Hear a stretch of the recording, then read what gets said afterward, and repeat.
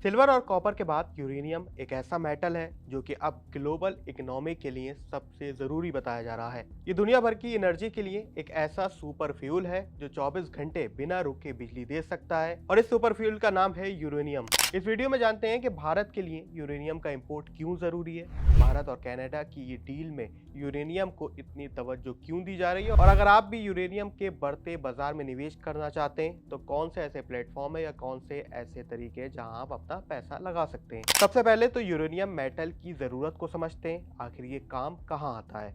तो भारत दुनिया की सबसे तेजी से बढ़ती हुई अर्थव्यवस्था में से एक है।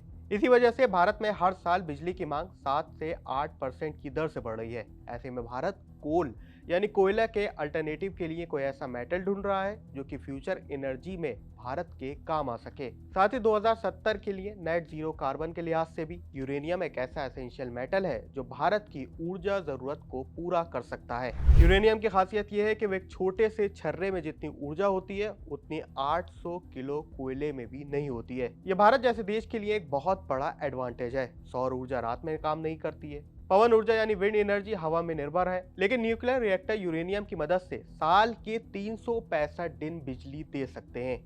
ऐसे में भारत का लक्ष्य है कि अपने विशाल थोरियम रिजर्व का भी उपयोग किया जा सके, क्योंकि थोरियम को ईंधन बनाने के लिए शुरुआती फेजेस में यूरेनियम की ही जरूरत पड़ती है।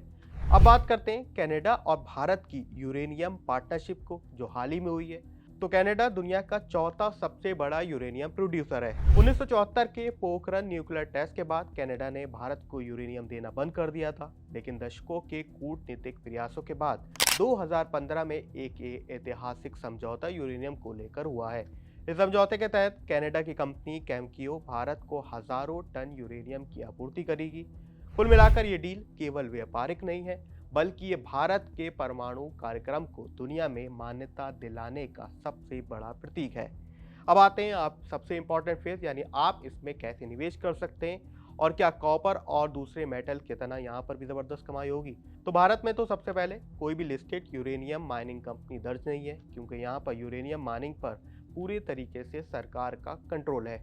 लेकिन इस मेटल में आप अंतर्राष्ट्रीय बाजार में निवेश कर सकते हैं। सबसे पहला ऑप्शन है स्टॉक्स। यहाँ पर आप वैश्विक दिग्गज जैसे कैमकियो या फिर कैजा टॉमप्रम जैसे शेयर्स में अंतर्राष्ट्रीय ब्रोकिंग ऐप के जरिए खरीद सकते हैं। इसके बाद आता है ईटीएफ। सबसे सुरक्षित तरीका है यूरेनियम ईटीएफ, जैसे कि ग्लोबल एक्स यूरेनियम ईटीएफ। यहाँ पर भी आप यूरेनियम कंपनीज में निवेश कर सकते हैं। कई कंपनीज का ये पूरा ग्रुप होता है, यानी ईटीएफ में आपका ज़्यादा पैसा सिक्योर रह सकता है। हालांकि भारत में ये शुरुआती चरण में है, लेकिन जैसे जैसे इसकी ज़रूरत बढ़ती जा रही है तो यूरेनियम भी आगे जाके काफ़ी महंगा हो सकता है, यानी इसमें भी कमाई का सीधा सीधा मौका बन सकता है। खासकर भारत तो अब न्यूक्लियर सेक्टर में बड़ा निवेश कर रहा है। बजट से पहले भी कई बड़े अनाउंसमेंट किए गए थे, एक नया बिल भी लाया गया था बजट से पहले। तो कुल मिलाकर यूरेनियम एक ऐसा सेक्टर होने वाला है जहां पर बड़ा पैसा बनने की उम्मीद है। तो क्या आप भी कॉपर, सिल्वर और गोल्ड जैसे मेटल्स के बाद अब यूरेनियम में भी निवेश करने वाले हैं? हमें कमेंट सेक्शन में ज़रूर लिखें।